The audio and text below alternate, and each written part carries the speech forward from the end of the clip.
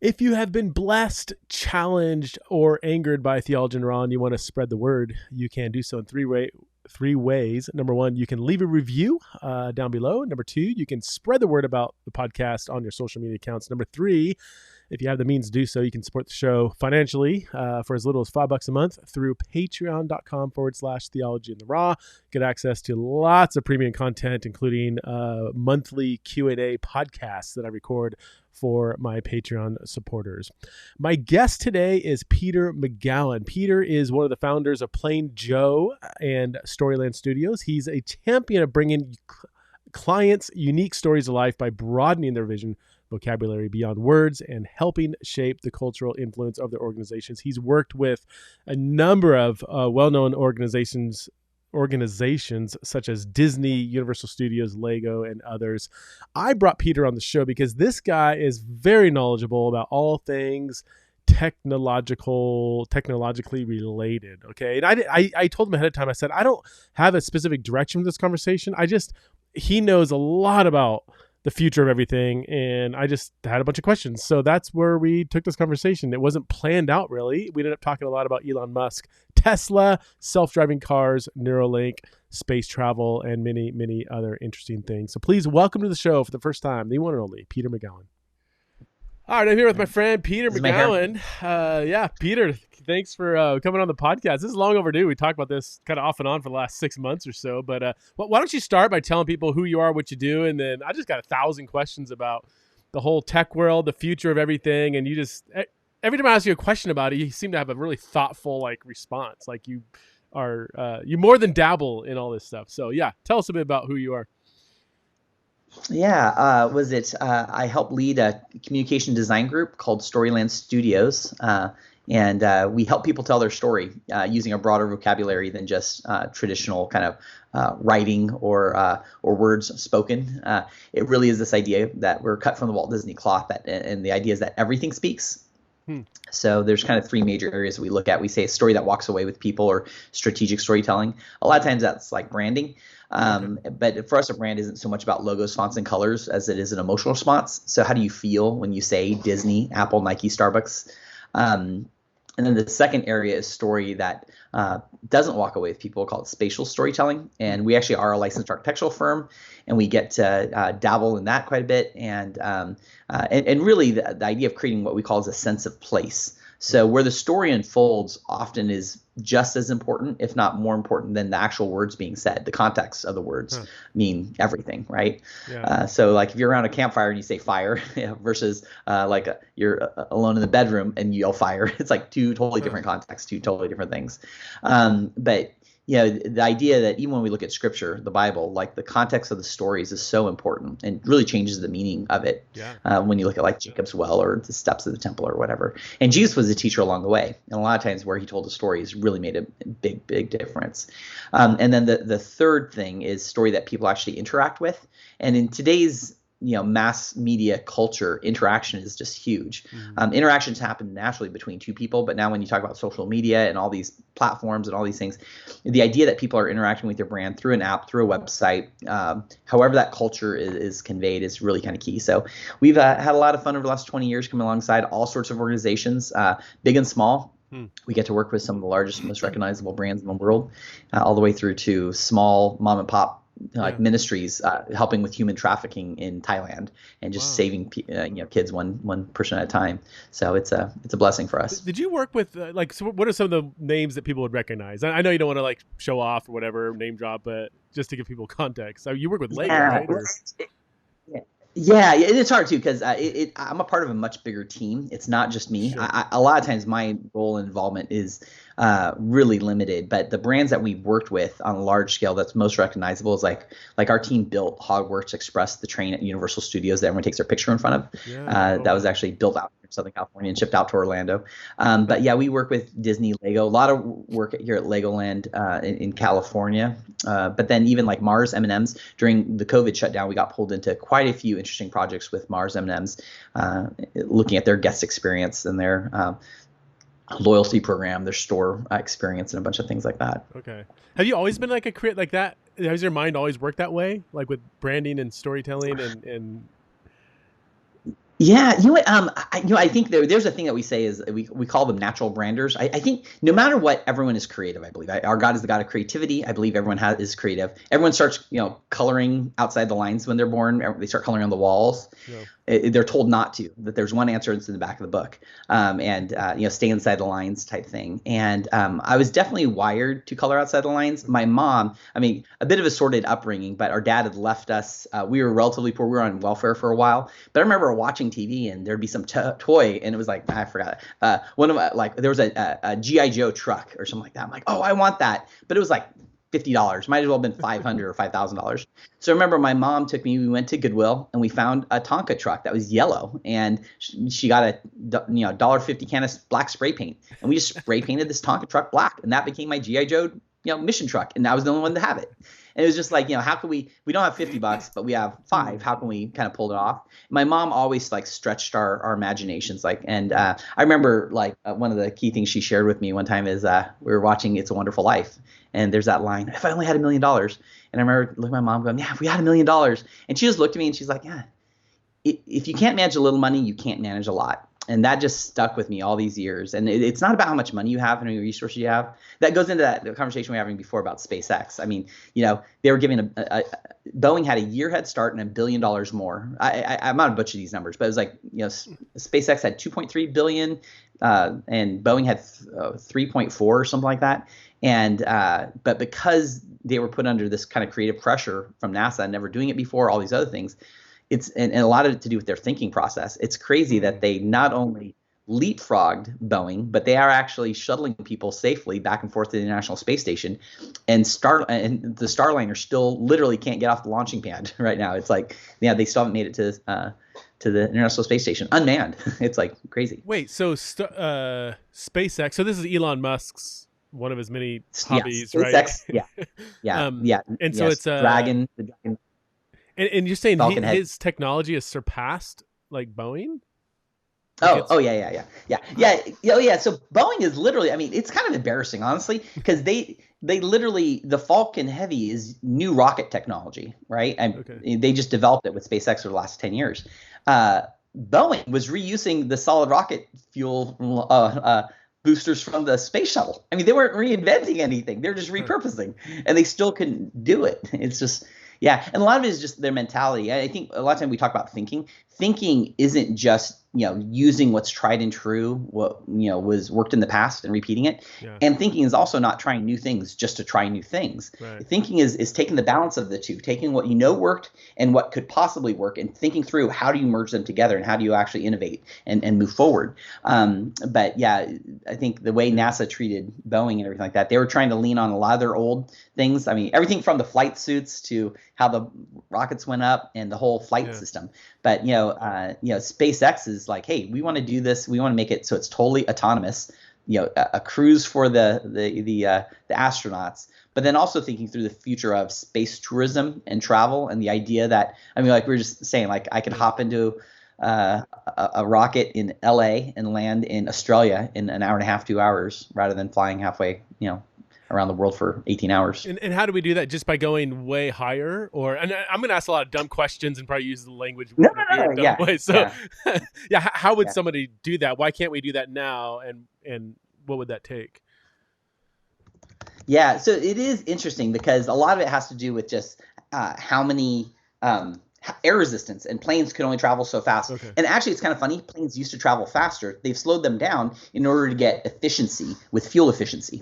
Oh. But the Earth is spinning at about 1,000 miles an hour, right? So, I mean, so if you can just launch, get suborbital, the Earth is going to spin on its own, and then you just land back down. So you're actually leveraging the rotation of the Earth to help you do that. So you're saying that? Yeah. You're just going straight up. Let the Earth do its thing, come straight down, and you might have. You're going forward a little bit too. Those things are going pretty fast themselves. And, to break out of the Earth's velocity, I mean, gravitational pull. I mean, you're going 18,000 miles an hour or something. When do you think we'll be able to do that? When will that be commercialized? Is that in the near future? That kind of air travel? Near future is all relative. Okay. At the rate SpaceX is going, I wouldn't be surprised if it's in the at least next 5 years, if not the next 3 years, they'll be testing it probably. Yeah, I mean that will have dramatic effects on everything. Like just kind of like how the internet connected us at hyperspeed and now the world's a neighborhood. Like this is going to make it take that kind of impact and make it embodied. Like if you can just literally pop over to Sydney for the day and Yeah. Well, the cost of it is probably going to be pretty cost prohibitive for just everybody until it's brought to the masses. And that's why one of his things too right now is like he wants to turn CO2 into rocket fuel. And there's a bunch of ideas around that. But yeah, the idea of transportation, mass transportation is pretty on the forefront of his mind, solving problems of humanity. And right now, the current solutions that we have, they're just not built to scale. The idea that, you know, we have cars that take everyone everywhere and the gridlock of traffic lights and stop and go. I mean, if anyone's ever been in New York City around Times Square, it's miserable. Everyone knows, like, to get uptown, downtown, take the train. That's the best way to go. And that's actually what, you know, kind of started his kind of side business of the boring company and tunneling, because especially if you can get into tunnels with low pressure air, I mean, half of energy efficiency is lost in air resistance. So the idea that you can get into a tunnel and shoot across, like those pneumatic things that happened in the 60s and 70s when the bank tellers would shoot you money to your car, you know, it's kind of fun. But he's a great innovative thinker, though. You're talking about Elon Musk. Yeah, he's wild, man. I love listening to him. I've only heard him, I think, a couple times on Joe Rogan's podcast and maybe a couple YouTube things. But yeah, he's fascinating. He really is brilliant, right? I mean, that should goes without saying. Yeah, and his engineering background helps him. So he's not just depending on other people to help troubleshoot and think through problems. He's rolling up his sleeves and getting through to it and trying to figure it out. And it's like when they started and they sold the Model 3, I think when they launched the Model 3, at the time, it still might be fastest selling product in human history or something like that. In 36 hours, they sold 36 hours, 300,000 cars. You're talking about and Tesla. It was funny Tesla now, because right? The Tesla Model 3? Yeah, Tesla, the Model 3. Yeah, that was the first mass-produced car. And that's what's funny is he's always let all his plans like be known, like the whole progression of starting with the expensive luxury car, the Model S, doing the SUV, the Model X, and then the Model 3 was the first mass-produced car. And it was funny because Big Automotive was like, hey, he just shot himself in the foot. It's going to take him 5 years to deliver 300,000 cars. In 5 years, we're going to be doing 3 million cars a year, all this stuff, whatever. And sure enough, I mean, yeah, they pulled it off. But some of the things, one of my favorite stories is when they talk about when they were in production hell, and they were trying to figure out, okay, how do we break past 2,000 cars a week or whatever these or a month, 2,000 cars a month or something. And then he wanted to do 5,000 cars a month, and I told him there's no way you can do that. But what ended up happening was he was looking at the assembly, and there was one spot where there was an issue where there was like a panel that married between the batteries and the frame or just something like that, and it just wouldn't line up, and it would stop everything. And if that part stopped, the whole assembly line stopped behind it. And he's sitting there going like all this stuff, and they're trying to figure out troubleshoot and all these things, whatever. And he just asked the question, or someone asked the question, why is this part even here? And they're like, oh, because the batteries guy said it's there for fire protection. And then it's like, okay. So they went over to the battery guys, and they're like, hey, do we need this insulation mat thing, whatever it is? And they're like, oh, no. It's for the sound guys. The sound guys say it helps dampen the sound. And they were kind of pointing fingers at each other like why they need it. And he's like, remove it. Just remove it. And they removed it, and no one could hear the difference. And the safety guy said, like, it doesn't help with fire at all. I mean, when a lithium-ion battery lights up, nothing's going to stop it. It's a Roman candle. But they literally, the solution was eliminating it, just eliminating it, and that solved the problems. And what's funny is not only did he make the 5,000 cars a month production that he was told, when he made the 5,000 a month, he goes, can we make 10,000 a month or a week? I'm sorry, I'm totally butchering these numbers, it was a week. And then it was like, no, you can't do it 10,000 a week. And they're doing 10,000 a week right now. They're doing 500,000 cars a year. Wow. And actually, Giga Shanghai is going to hit, I forgot, 500,000. I think total they're going to finish off the year over 900,000 cars made in 1 year. And it was originally told to them it would take them 5 years to make 300,000. So wow. In Boise, I would say in the last 2 months, I've seen an explosion of Teslas on the road. I mean, 6 months ago, you would see one, maybe a week if you're driving around. Well, I go to LA and it's like every other car, it seems like it's a Tesla. But in the last like couple months, it's just taken off here. How expensive are they? 'Cause are they really, with that many, are they crazy expensive or not? It's a trick.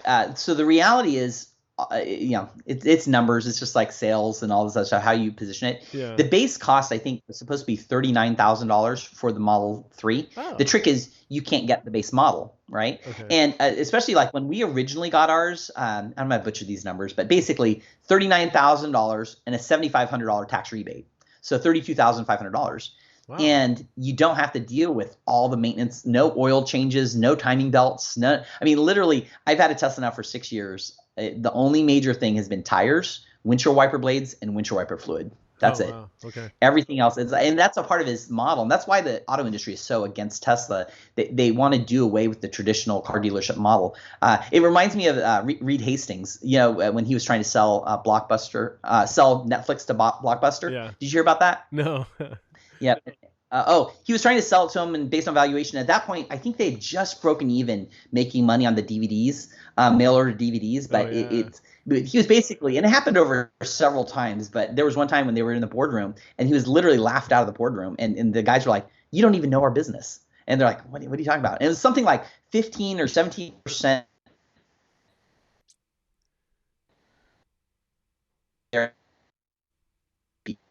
Which money.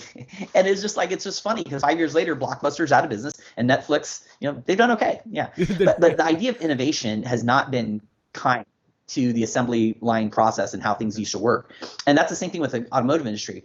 Right now, automotive industry, they make their money on dealer service. The dealers don't make money selling a car. That's nominal. They make all their money on all the little add-ons they do at the dealer, like the security system you didn't want, the extended warranty. When you come in, they say, "Oh, this is wrong too. These belts need to get replaced." I mean, Teslas have on average about half the number of moving parts of a traditional car. Wow. And but even things like cooling systems, most they can have anywhere from 3 to 6 cooling systems. You have your air conditioner, but then you have the water pump for the engine itself. Then you might have seat coolers. You might have all these different cooling systems. A Tesla has one. It's one integrated cooling system for everything. And it's a lot smarter, a lot less parts to break. So, and they'll last a lot longer too, right? I heard somewhere that they can easily go several 100,000 miles, no problem. Yeah, that was one of the things I had heard why Elon Musk started Tesla the way he did was, they've known how to make the perfect hybrid for decades. I mean, diesel locomotives. Diesel locomotives have diesel generators generating electricity to power AC motors that go millions of miles. And he was like, why is it that GM and Toyota are using crappy lead acid batteries with crappy DC motors that fail? And even like they even planned it so that if the batteries die, the whole car dies, even though that there's an internal combustion engine there that could power it. It was just like so bizarre. So he's like, that was the original Roadster he tried to do as a proof of concept to be like, hey, look, it works. And everyone was like, yeah, but you can't make money on it. And that's why he really went into mass production. Interesting. Wow. Like the Tesla Model 3 motor, I believe is rated at 1 million miles. Oh my word. Oh my gosh. Yeah, 1 million miles of permanent magnets. Yeah. So that going back and to they the have cost, cool, even if you drop, say it's 60 grand, 80 grand in a Tesla, I mean, in the long run, that's going to be a lot cheaper than buying a $30,000 car. Yeah. And between gas savings, maintenance, and it's the safest car in America. I mean, that's the thing is it's like driving. You have a Ram underneath you of these, a couple thousand pounds of batteries. That's like you can take on a pickup truck with that thing, and then the car's like a weeble wobble. It just doesn't flip over. It stays on its feet. But yeah, I've known of and heard of several people and they were able to walk away. And if they were in any other car, they would have been it would have been a different story. The self-driving are they all? Do they have the self-driving feature now? Is that pretty common? Where are we at with self-driving cars? Is that a thing that is here? I don't even know. It's getting there. Yeah, despite government regulations, it's getting there a lot quicker. And what's funny is all the videos and everything that you see right now, it's a Tesla driving itself on city streets, which, I mean, you put any new driver on a city street, especially San Francisco, and they're going to be hesitating and be doing those things. But man, on the freeway, Teslas just kill it. And right now what they have is we call it from on-ramp to off-ramp. As soon as you get on the on-ramp, you can put it on autopilot and it switches lanes, gets into the right one to take the right on-ramp, off-ramp, the freeway exchanges. From here I go 91, to 55 to the 405, and it takes everything. And I just kind of look up and okay, I'm here. It's so nice. It just takes a lot of the stress and anxiety. And the car doesn't care if people cut me off. The car doesn't care if, it's stop and go traffic. And it's been a lifesaver for me. So you can, and that's why you have to be in the driver's seat, or what's the legality of it? You have to be, and you can't be asleep, right? Or can you just doze off and? No, they have some YouTubers that did some things, whatever, but Tesla's been pretty aggressive about it, more aggressive than any other car company I know. So like right now, if you're in the driver's seat, a YouTuber, Sandy Monroe, was just talking about how he unbuckled the seatbelt to get his wallet, and like all the emergency flashers turn on, take over immediately, whatever. It's like, it's not just a little chime to be like, oh, your seatbelt's unbuckled. It is, they are die hard on safety, and you have to go through extraordinary efforts to try and weight the steering wheel or do different things. But eventually the goal is that, you can just hop in and it will drive you there completely autonomously. And they're getting there faster than anybody else. And the millions and millions of miles that they're accruing through machine learning. And that's amazing. Like when I got my Tesla originally 6 years ago, to drive from my house to the church was 2.5 miles. Autopilot could do it. There's a couple curves and everything like that. But after about 2 weeks, it learned after I drove it several times. And after my car learned, every other Tesla learned. Oh, wow. And now it's like no big deal. I get in, I set it, and it drives 2.5 miles as if it's But even when it very first came out, I mean, it drives, regrettably, safer than I do. So I mean, I remember the first time I was driving, and it kind of saved me, was we were in stop and go traffic, and I just for a split second I looked down to grab like a stick of gum, and the woman pulled in front of me, and my wife yelled, and before I could do anything, the Tesla moved over and avoided the collision. And I was like, man. I just saw on the freeway yesterday, actually, or a couple days ago, there was someone driving a Tesla they were merging. There was a let's see, they were in the left lane. There was a semi in the far right lane. There was a middle lane between them, and the person was stupid. I mean, they decided to merge while they're in the blind spot of the semi. Well, sure enough, the semi merges over, and the Tesla like jerked back into the lane. And I said to my wife, I'm like, good thing they're in a Tesla. I think they probably would have ran right into that semi. I don't even know if that was, it could have been the driver or it could have been automatic. I don't know. But I mean, either way, they would not have been able to hit the thing would have not allowed the car to get hit. Right. I mean.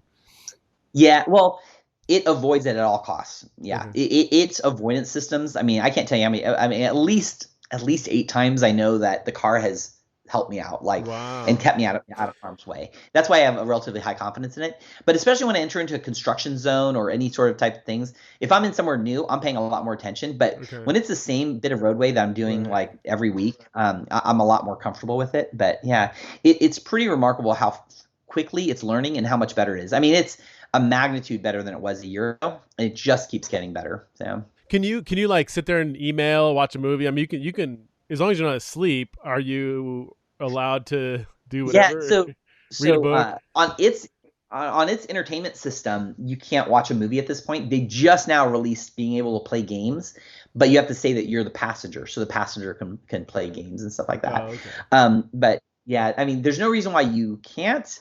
Maybe streaming content, especially once Starlink is fully up and going, you'll be able to stream, and that's the interconnectedness between the cars using Starlink is actually another key. But there's a bunch of other features I'm looking forward to, like one of like caravan mode, which is right now for the semi truck has been announced, but there's been rumors about it coming out for the cars as well.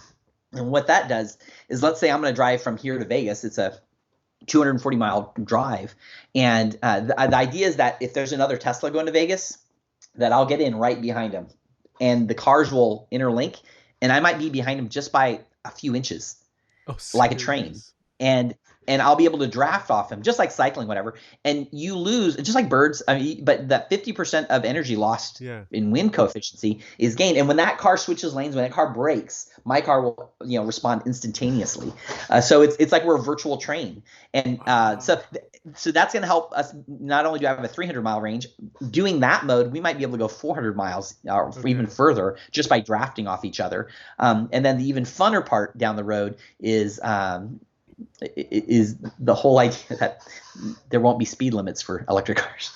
Really? Because, if the electric car can react and do everything, why can't it drive 100 miles an hour? And that's right now. They just have the electric cars just have 1 gear. I think there are rumors about the Tesla Roadster having 2 gears. And once they have 2 gears, I mean, if you can do that and you can do it efficiently and safely, because the car can react. But definitely when they get into the tunnels, that when there's low resistance, the idea there is, and his whole loop hyperloop premise is in a low pressure environment, you get up to 1,000 miles an hour. Oh my So word. the idea that you could hop in and an hour and a half be across the country in a tunnel. Golly. Yeah. So all this like 5-10 years, do you think let's just say 10 years. So I'm 45 now. So when I'm 55, you think the roads and everything travel is just going to be very different than what we have now? I mean, it's just hard to say. You know what? It's hard. It's hard because I think 60% of people, what is it? 60% of people resist change. So people are resisting change, and especially our lawmakers. And the trajectory of our current government, they're kind of blind to who the opposing team is. And right now, they think it's a war between ICE and EV. ICE being internal combustion engines, EV being electric vehicles. Okay. But that's not it. It literally is. It's China. And China is going to just steamroll us because they are putting all of their energy into full electrification. And that is the bummer. The only hope that we have, and luckily it's leading it, is Tesla right now. But yeah, we'll see where things are. If the government gets its way, it's going to slow things down. Even though certain things they're saying sped it up. I mean, it was like if you listen to the government, they're like GM's leading the way. It's like, what planet are you on? Like, I mean, you're even saying right now in Idaho, you're in Idaho, right? Yeah. Yeah, you're seeing Teslas, and I don't know if you know about the supply chain shortage and the microprocessor chip debacle and all that stuff, but that's a whole separate thing. But yeah, that's where the American automotive industry is just really struggling to get their feet under them. But yeah, during the COVID shutdown, they released production on processors. They're like, hey, like we don't need processors right now. And what happened was they lost their line in those facilities, in those factories in China, and they got filled by other manufacturers, microwaves, refrigerators, everyone that needs these little chips for everything. And that's what the microprocessor shortage is. And the only way to overcome it, because they're not going to bump the new manufacturers that fill those gaps, they have to build new factories, and those factories take years to make. So the American automotive industry is really on its back foot right now, trying to figure things out. Meanwhile, Tesla is like, even if they're short on processors, you need processors for everything, for the was it the airbag system or the microcontroller inside the power windows or whatever it is. But Tesla's, their software engineers just rewrote the code to use the processors that are already on board, and they overcame a lot of the shortages themselves just by being agile. So I remember listening to Rogan talk to Elon Musk. I think this is a first or second or maybe both times where you're going to need to fill in the gaps here. Elon is talking about some kind of like robotic thing that would go into someone's brain and repair if you're blind or something. A lot of these things are just brain related, right? So if you could fix the brain, you fix the disability. Does that, am I on to, like, is that accurate what I'm describing so far? That's science fiction stuff, right? Yeah, it's called Neuralink. And he's the founder of Neuralink. Yep. And the trick, and that's the funny thing is, you hear the guy talk again. This goes back to story. It's like when he was a kid and he saw like Man to the Moon or whatever it is. He saw rockets taking off and landing, and he's just like, why don't they do that? Because that makes sense. They're ready to take off again. And certain things inspired him. But when you look at sci-fi and all these things, and the idea that you can control things with your mind, that really is kind of what Neuralink's about. And it is this extension that, if you like lost a leg or lost an arm, that it's connected to your brain, and those pulses of electricity can help control those body parts. But then it's a Pandora's box as far as what it opens up. Yeah. And there's people that are really against it because they're like, oh, no, it's putting something in your brain. They're going to be able to control you or force, it's the Matrix. They're going to be able to force images into your brain that aren't real. But yeah, that's a whole separate thing. Well, here's my question is that got in, if I remember correctly, they were talking about how the same technology could not just repair, somebody's paralyzed or something, but it can actually do kind of a matrix thing where you're like downloading just knowledge. Like you can increase your brain processing power times 100 or whatever, like just make somebody super. And then it's like, well, that's weird, but it's like, well, but if all the skilled doctors are going to med school and getting, I don't know, like immediate knowledge and you're like, oh, I don't want that. That's weird. But how do you compete with that? Like, it was just, they went down this rabbit hole of a conversation. And I remember Rogan asking him, like, when would this even be possible? And he said like in a few years or something. It was super eerie. I mean, to be honest, I was like, whoa. Yeah. He doesn't say a lot of stuff that's not thoughtful. I'm not saying it's true, but like, A few years we could be facing some kind of like superhuman brain power possibility. Am I onto something? Is that possible? Was that sci-fi or? It's sci-fi, it's aspirational, but he's gotten to where he's at by being aspirational, by being like, hey, there has to be a better way. Like one of my favorite stories is, I mean, this isn't the first time he's been an industry disruptor. I mean, the thing is, like, when he got into PayPal, I don't know if you remember buying things on the internet before PayPal. It was painful. Like, I remember one of the first time I bought something, I had to print out the order form, fax it in with my driver's license. It was a huge multi-step process. And then PayPal came out. And what's funny is I'm probably wrong on these stories too. I read all this stuff on the internet and think it's true. But basically, PayPal wasn't a bank to begin with. So it didn't have all the SEC regulations. It was a payment processor, and that kind of became a bank. But he was able to kind of help steer through that guest experience and everything like that. And that was his first windfall, was basically taking on the banking industry and helping move it to online. Wow. So then taking on the automotive industry, and then the space industry, and then now, whatever these other things, and the medical industry. It's interesting, but I think that the trick is, I don't want to be disillusioned in thinking like he's some sort of like, incredible superhuman. I think he's definitely a talented, intelligent, really great thinker, out of the box thinker that has drive, probably a healthy drive. I mean, he works people like 80, 100-hour weeks. And I don't think I'd want to work for him. I think I'm probably more selfish and want to enjoy life with my family and spending time with them. But he has a conviction. I mean, I think that's the key thing, is he has a deep conviction about making mankind a multi-planetary species. That at the rate we're going, the wheels are gonna fall off the bus. And there's a lot of different metrics that kind of support that. And I'm not even talking about, greenhouse gases and whatever the planet. It's like the economy is going to fall apart and things get ugly. I mean, like here in Southern California, when COVID hit and there were toilet paper shortages and people were ransacking homes in the middle of the day, it was bizarre. This is bizarre. That's why. So wait, real quick, going back to the Neuralink, are you saying that what I described, that's right now, that's not possible? We're not on a trajectory to get there. I mean, anything's kind of possible, but are you saying that's not, we don't really have that as far as I know, what they're working on is they're making advancements to that direction. Okay. And they're not afraid to fail to get there. So I would not be surprised if they pull it off. Wow. Yeah. I mean, really, when you look at even like with the robot and everything they're doing, it's kind of like they've developed a little Lego system, and what you build with Legos is up to you in your imagination from there.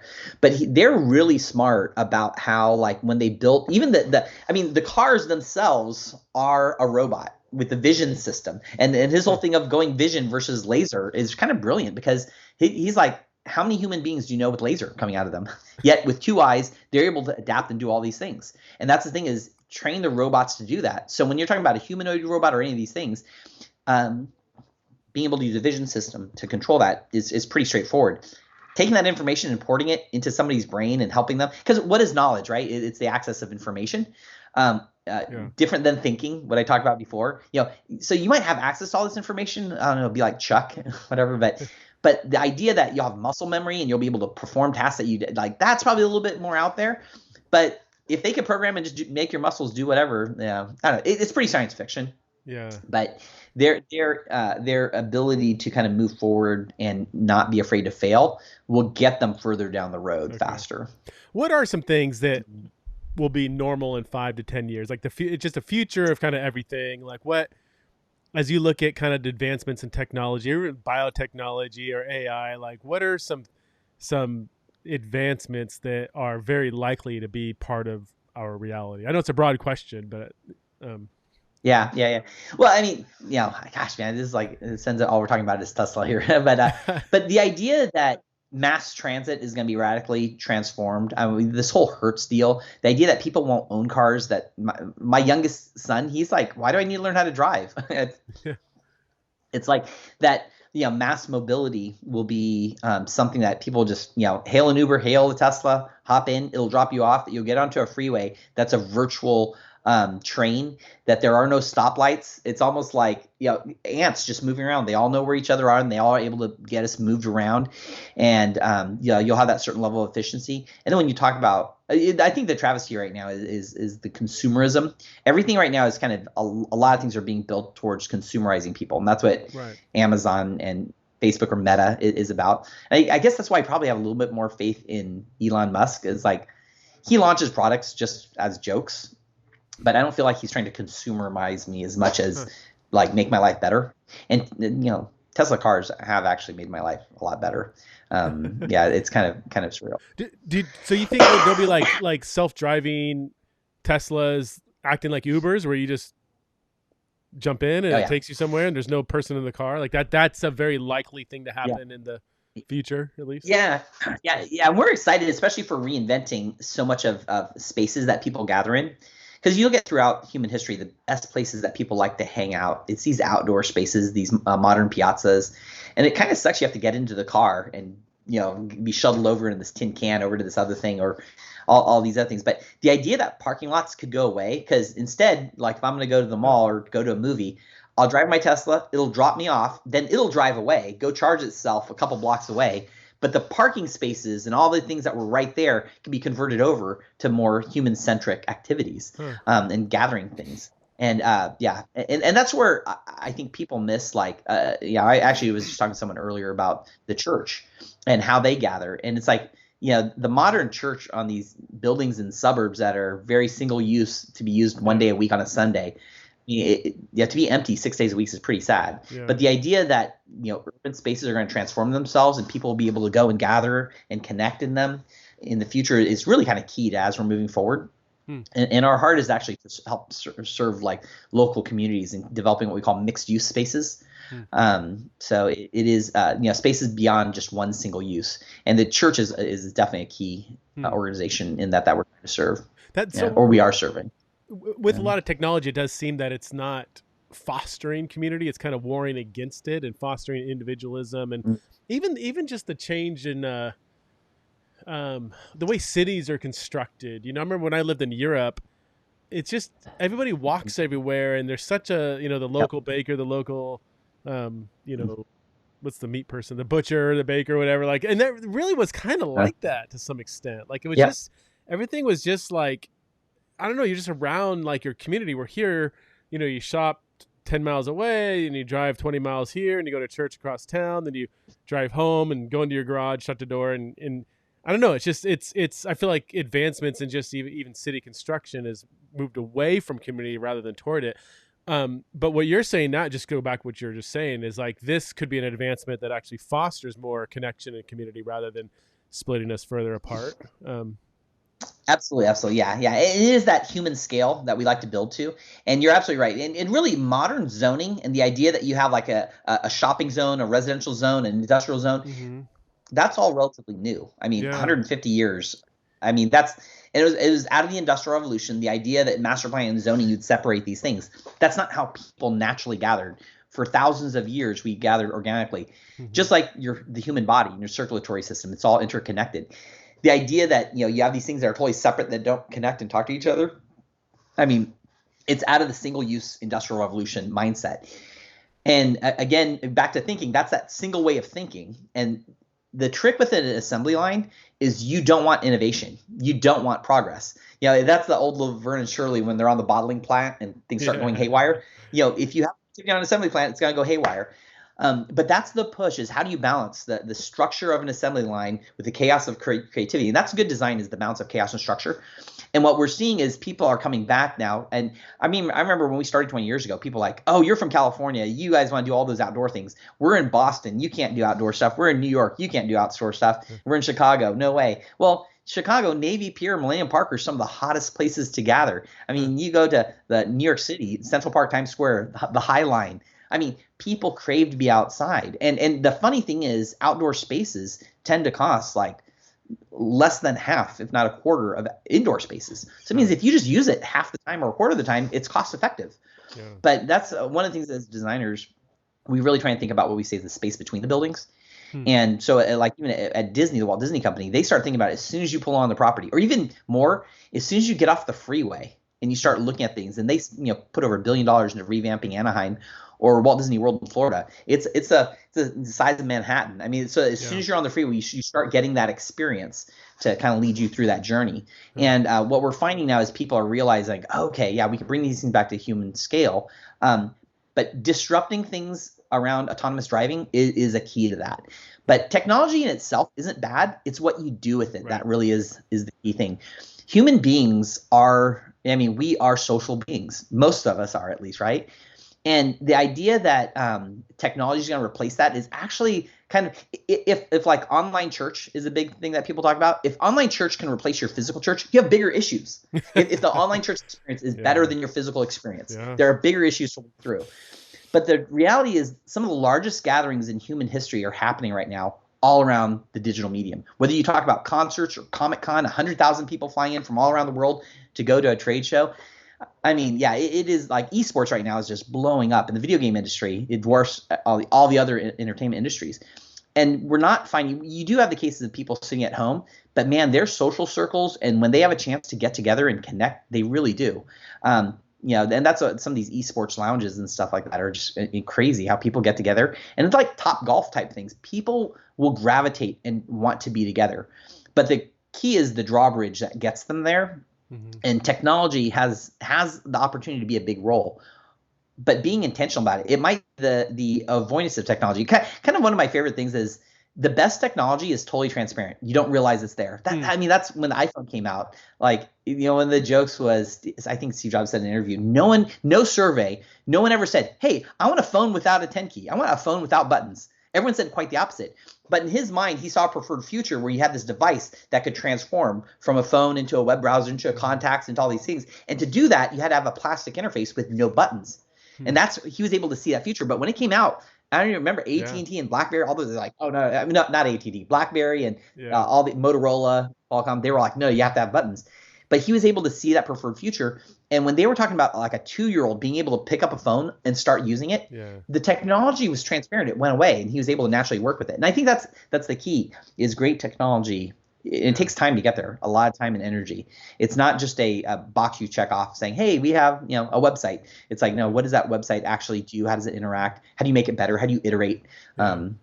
I'm curious, you mentioned smartphone. What's the future of the smartphone? So like it's been around for almost, 15 years or so, and they're getting better and faster and better cameras, but in 15 years, are they just going to be same thing, just even faster and better? Or what's the next thing after smartphone? It's kind of hard to think about and imagine, but really as things, in my humble opinion, as things are moving to the cloud, it is this idea that your profile, and Tesla's doing it now, like my car profile is in the cloud now. So when I get into my car or my wife's car or a Hertz rental car, my profile follows me with that. And the idea that there's rumors about Tesla coming out with a phone that works with Starlink. There's rumors about Apple doing their own car, because eventually the way you're connecting, it might be through your watch. It might be through your physical phone. But if you leave your phone behind, your watch carries it with you. As soon as you get in your car becomes your phone. As soon as you walk into your house is the phone. But it is this continuity of a journey where it's seamless, really. And that convergence is really what we're looking at. And a lot of times when we look at what we do as far as like the kind of the brand stuff, the digital stuff, and then the physical built environments, a lot of times people think like, man, those are like 3 totally different things. It's like, it's actually one. It's converging. When we talk about the metaverse, it is the convergence of our 3D architecture going into 3D space. The interaction design is what people do in that space, and the emotional response they have in that space is our brand. And for us, it's always been this continuous guest experience and journey. And the future of mobile phones, I see it going that way. And they've had movies like that before, where it's like, you just walk. Sorry. Yeah. I remember when I was a kid growing up in Germany, and it's funny because my dad was in the Army. We were military brats. And I remember going to a friend's house, and we walk in, and our friend picks up his phone. This is in the 70s. He picks up his phone, presses some numbers, like 4 digits, and hangs up, and the phone rings 2 times. Oh, yeah. And we're like, what'd he do? And it's like he just forwarded his phone to his mother-in-law's house. And we're like, wait, what? They're like, yeah. So now when it rang 2 times because he was expecting an important phone call. And it rerouted. And I was like, man, what kind of magic is this? But the funny thing is, Germany and Japan, their infrastructure was bombed to crap after World War II. Yeah. And they started from scratch. So that's when they realized, we're going to do a 220, 240 electrical system. We're going to do fiber and all the more modern phone system stuff. While in America, we're on this aged 100-year-old 110 system, and our phone systems are legacy. The leap forward to wireless really helped us. But even back then when I was a kid, the technology was around about enough that the technology could follow you. And so they've always been thinking about this, and guys are always looking ahead. But 60% of people want things to stay the old way. So, So phone. So you're saying like the phone would be one piece of a greater system. So your car is like, if you're in your car, you're not going to need your phone anymore. And then you maybe go into a store and you'd bring your phone with you. Then you go home. Then you have, well, even like Alexa. I mean, or you have other. Mm-hmm. Is that you'll still Yeah. have the phone? Like, I mean, in 10 years, people will still have smartphones, right? You think, or who knows? No, I mean, there's times when I leave my phone at home and I just have my Apple Watch and I just use my watch Yeah. and all my key contacts, everything I need, the technology. I like the Apple Watch better because when I open my phone, I get sucked into this rabbit hole of checking all these other notifications and stuff like that. Yeah. But the idea that there might be some sort of like, maybe it is a wristband type thing. Maybe it's the Apple glasses. Maybe it's a glass. Maybe it's a contact lens that you put in that has augmented reality or HUD display stuff. There's one of my wife's favorite things is to go camping and hiking out in Yosemite and stuff like that. And she has no qualms leaving her phone behind. Yeah. But the idea that if something happens and there's an accident, we need to be able to get to it. That there's some sort of device. But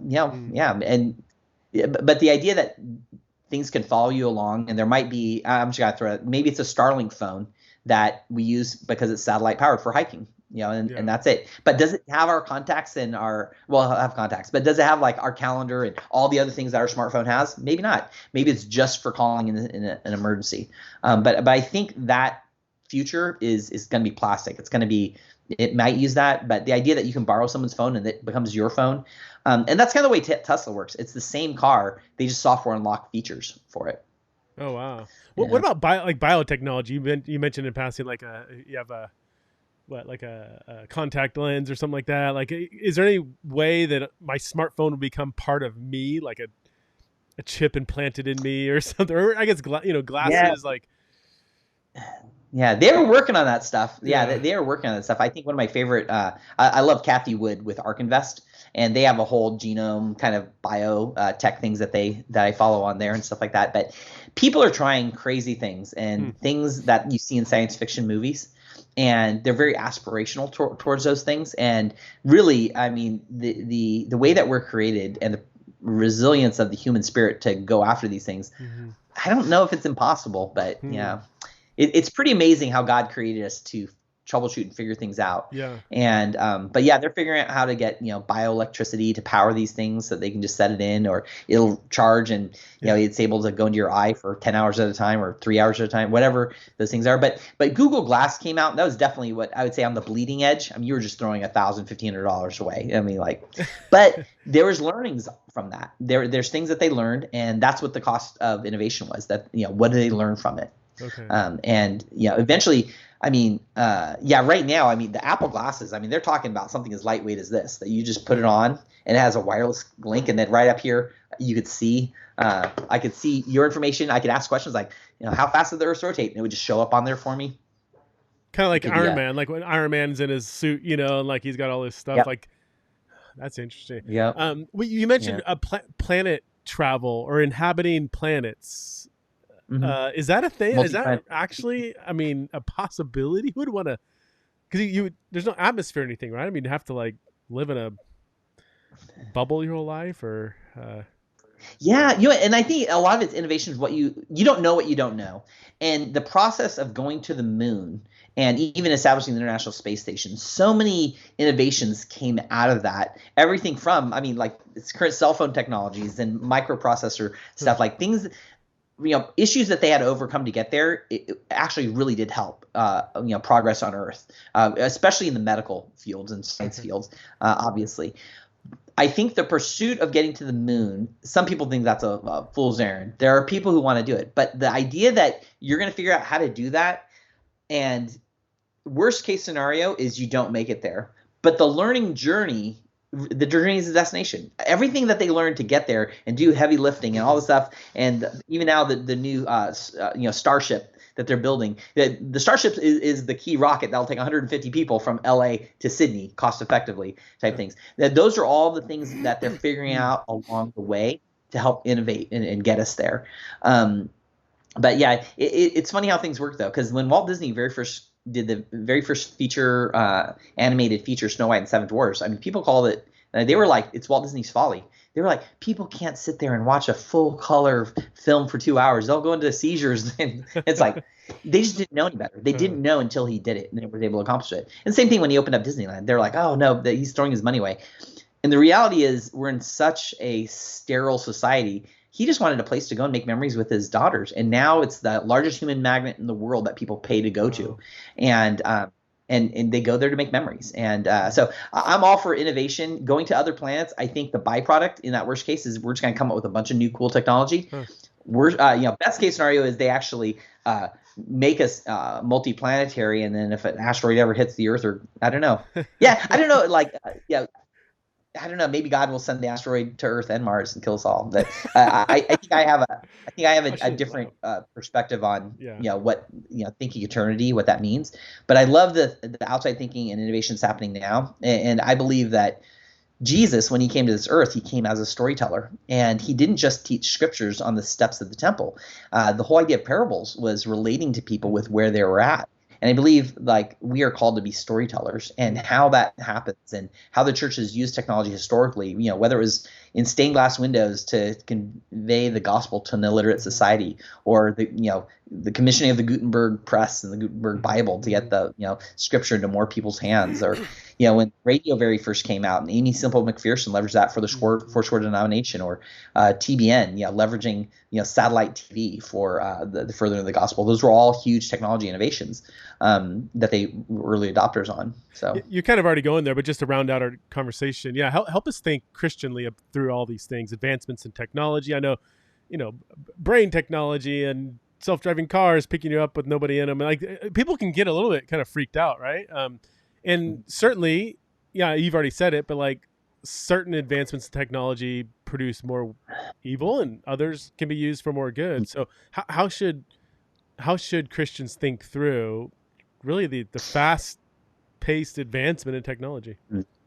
Yeah, well, I think that's the key, is how do you redeem things and use it for good? I don't think things are inherently good or bad. It's like, how do you use it?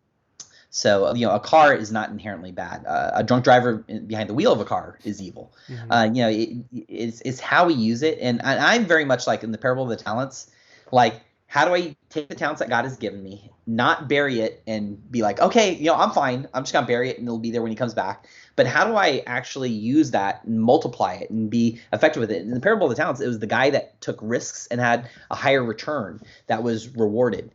And I'm not just talking about money. I mean, it is whatever the talents you have. How do you maximize that for the kingdom? Yeah. And technology is just one of those things. And it's like when I'm looking at things in the advancements, where's the church being represented? Are we bringing hope to those areas? That's kind of what drives us. Because if we don't bring hope, and all we do is sit there and complain about the things that we don't like, it gets hard now. And I'm a really critical person too. I mean, I'm an Enneagram 8, a challenger. I'm Asian. I'm like, I have a lot of things going against me, and I come across as a jerk a lot of times when I'm pushing ahead on a project. But I know that the most important thing is how I make people feel. And sometimes my wife, especially, she holds me accountable to slow down and to make sure that I'm being kind on those things. Because man, sometimes I just get so far behind, like, this is a big deal. We've got to, take this issue on. We've got to do it. And, the right justifies might. But the reality is God has called us to love one another, love God first and love others. And I think technology's role in that is how can it help us get there? And I know for some kids, like it is the lack of technology or just being intentional with it, Yeah, we definitely need more discipleship, I think, on technology. It's just kind of the Wild West right now with just how fast things are being developed, and like, or even, you have kids, right? Are you a parent? Yep. Great. Yeah. Raising kids in a world of smartphones and social media and TikTok and everything. It's like nobody prepared us. It just happened like overnight almost. And it's like, well, how do I parent and disciple my kid in this really brand new world that no one's ever known before? Like it's tough. And I think the church, discipleship in technology, I think that needs. Do you think? I mean, it seems like that's a important enough conversation. It needs to be happening frequently. Yeah. No, I totally agree with you. I think we have to talk about it. It's that whole thing going back to thinking. I mean, it's like Yeah. you can't just expect the same old things to keep working. And I think historically, and I kind of blame a lot of things on the Industrial Revolution. And before the Industrial Revolution, my kids would have worked alongside me, Yeah. and I would have taught them how my work ethic. I would have taught them how I do what I do and how I manage my money and how I resolve conflict and my integrity and how I deal with the neighbors. That they would have learned all those things alongside me. And then when they would have forged out on their own, they would have figured things out and taken those lessons. But the problem is, after the Industrial Revolution, the idea of putting and batching kids into schools and then onto, junior high, high schools, university, you have other people pouring values and everything into them. That can be very disconnected from where we are. So I've had to be very intentional to try out what are my values that I'm pouring into my kids and how do they do that. And I've been blessed that they've been able to be a part of a school out here in Corona, Crossroads Christian Schools, that really did align with our values. And they do something called 21st century learning, which is very much technology centric, and teaching people how do you use technology for good and be balanced in that. So That's good. That's good. Wow. Yeah. Well, Peter, I appreciate you. Thanks for giving us your time and wisdom. And I really enjoyed the conversation. I do have probably more questions now than when I came than before the podcast. No problem. We'll have to do it again. It was fun. All right. All right, brother. Hey, good connecting. Talk to you later. Bye-bye. Bye.